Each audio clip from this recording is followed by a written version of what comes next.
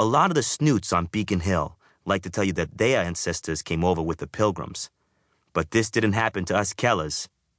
We came over with the Red Sox.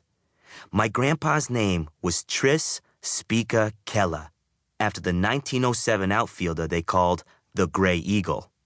My dad's name is Theodore Williams Keller, world-famous slugger with Tude in 1940-something.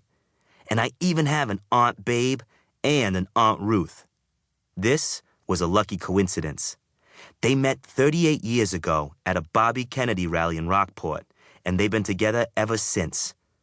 Aunt Babe swears they would have fallen in love even if Aunt Ruth's name had been Sheba. But I'm not so sure. Pop couldn't decide whether to call me Rico Petrocelli or Freddie Lynn. But Uncle Yaz had twins that year and beat him to it. That's how I wound up Anthony Conigliaro Keller, another snarly batting champ who got zapped in the face with a fastball in 1967, which somehow turned him into a hero.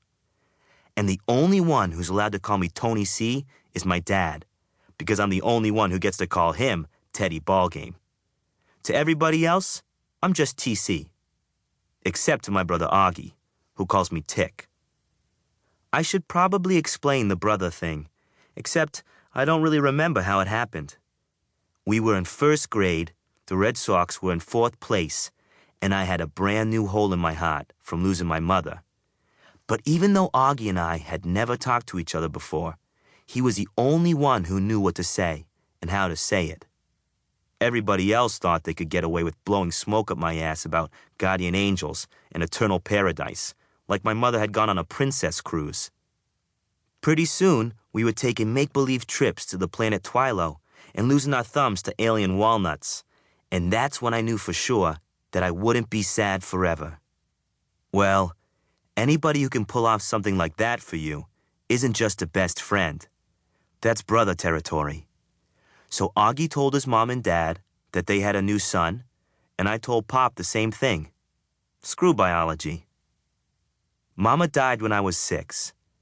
She was the one who taught me to believe in magic, but not by reading me books like The Silver Sorceress of Oz or Brothers Grimm.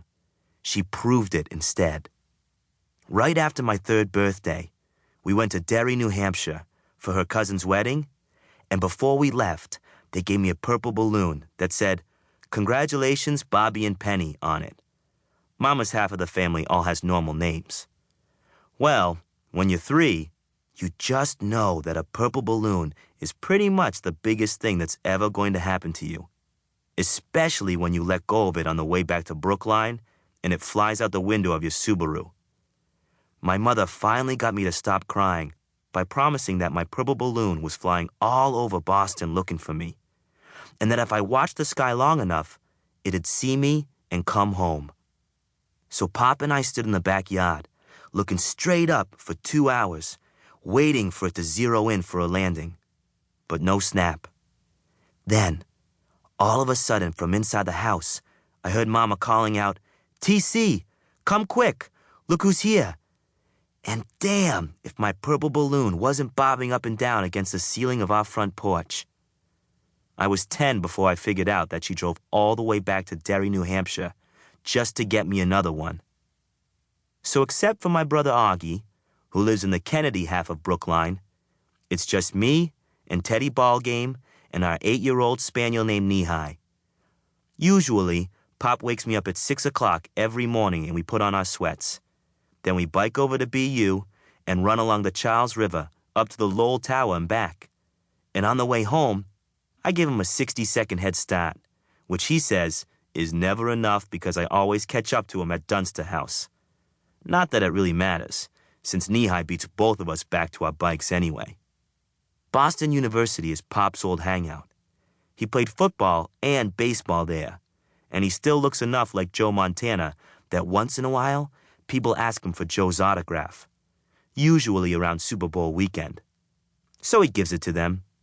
My dad's easy, even if he's never heard of Stevie Nicks, Justin Timberlake, or Avi Vinokur. That was my life until 9th grade, my most excellent year. And then I got drop-kicked by a 6-year-old kid and the girl of my dreams.